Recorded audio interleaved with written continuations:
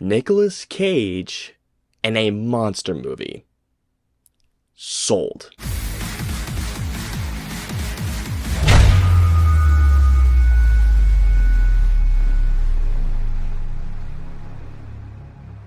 So Arcadian is an action horror thriller in which we follow a father and his twin sons who are portrayed by Nicolas Cage, Jaden Martell, and Maxwell Jenkins as they fight to survive in a remote farmhouse at the end of the world. Alrighty guys, so let's get into Arcadian. Excellent!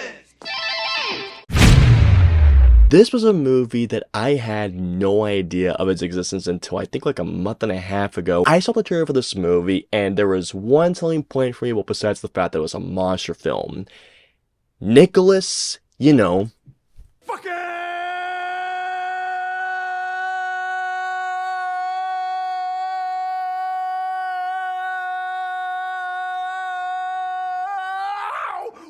Cage! You really don't have to talk to me anymore to watch this movie. Like, right there is the selling point for me to see this movie. Question to ask you guys. When was the last time we got a good werewolf movie? I can't ever remember. I think like, what, a year ago, maybe like a year and a half ago, we did get a werewolf movie. I can't remember what it was called, but it took place in this village in like the 1800s. It was a pretty solid creature feature, but nothing really to write home about. And it was a movie that, while I definitely enjoyed, it was a movie that I was like, okay, I'll want, and I was happy to go see it. Nicolas Cage is one of the greatest actors to have ever lived, and hearing him and seeing that trailer where he was fighting off monsters, werewolves, that was my selling point for me. I'm very happy to say that Arcadian is a solid monster movie. All the performances are really good in the film, but really, the standouts for me were the father, Nicolas Cage, and the two sons who are played by Jaden Martell and Maxwell Jenkins. Their dynamic was the reason why this movie worked for me so well, besides all the monster stuff. But here's the thing. Arcadian is a monster movie, but really at its core is a film that tells a story of a family that's trying to survive at this apocalypse at the end of the world. And I thought this movie did a really good job of showing this dynamic and the struggles that this family is going through, trying to get new stuff, trying to fortify their location, trying to make the use of their resources of what they have. And of course, while Nicolas Cage is really good in the film, and in fact, the thing that impressed me the most by Nicolas Cage is that there wasn't that moment where Nicolas Cage went just absolute a gonzo moment where he just goes absolutely batshit crazy. That was really refreshing, although don't get me wrong to you guys when I say this. Was I waiting for that moment with Nicolas Cage?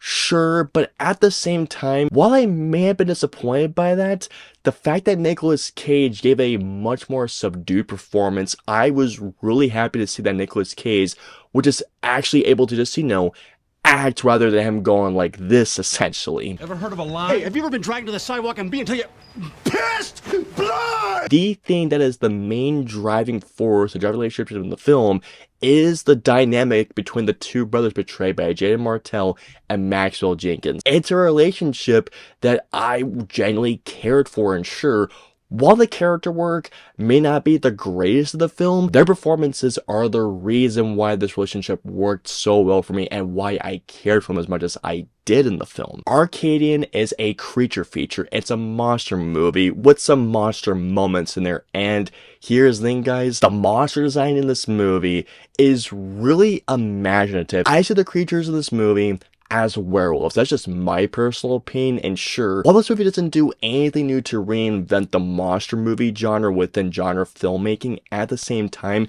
the creature design I thought was really cool. In particular, there was something that these monsters do remind me straight out of Silent Hill. Like, you see these monsters doing their thing, there's a part I just went, what the Run! The thing that impressed me the most was the directing by Benjamin Brewer, who skillfully directs this movie. I mean, seriously, guys, I don't know what the budget for this movie was, but I can say this right now.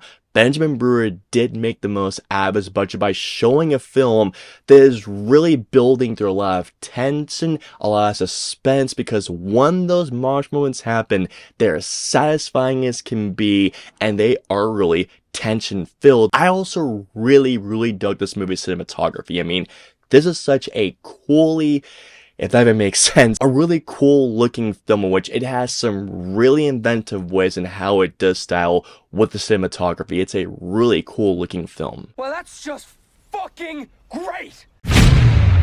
One of the smaller issues I have with this movie is that the movie does have some very predictable moments. I mean, there are some moments that are so transparent, I was able to call it out literally like within 10 minutes of it actually happening. This movie most definitely has great and some really stylish cinematography, but at the same time, guys, there are some bits during those nighttime sequences that are so dimly lit that I couldn't tell what was going on, to the point where I had to just lean and squint or try to squint to see what was going on. And when something was finally revealed, I was just going like, oh, now I can see what's going on. And Nicolas Cage isn't in it for a large portion of the film because at a certain point, he just gets sidelined, and sure, like I mentioned to you guys earlier, while the Jumping Force movie is the relationship between the two twin brothers movie, absolutely, I really did want to see more Nicolas Cage in this movie. For those of you like me who are expecting a film that has a lot of Cage, there's not a lot of Cage in this movie, but sure, Nicolas Cage does make the most of his screen time, absolutely, but I just wanted a lot more Cage in this movie. One of the things I must talk about in terms of creatures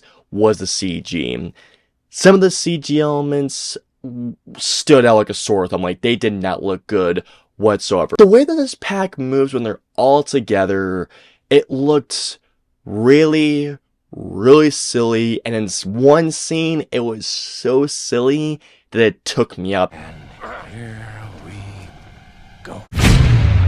So overall, while it doesn't do much in terms of reinventing the genre, at the same time, Arcadian is a solid monster flick that not only benefits from sweet monster moments, but great performances and a great family dynamic. All in all, I'm going to give Arcadian a 3.5 out of 5. If this movie is playing in a theater near you, please check it out, but if it is not, please catch it as soon as it's streaming. It's a very well done monster movie. So comment down below and let me know, have you guys seen Arcadian? What did you think of Arcadian? Let me know below. If you guys want to follow me on social media, I'm on Facebook, Twitter, Instagram, and I'm also on Twitch. So if you guys want to follow me on all those social media platforms, all the links and the usernames are in the description below. I hope you enjoyed my review of Arcadian. If so, please hit that like button, also subscribe, and don't forget that notification bell for my latest video goes live. If you guys want to see my previous 2 videos, please click it right there or right there. And of course, until my next review or video goes live, I will see you all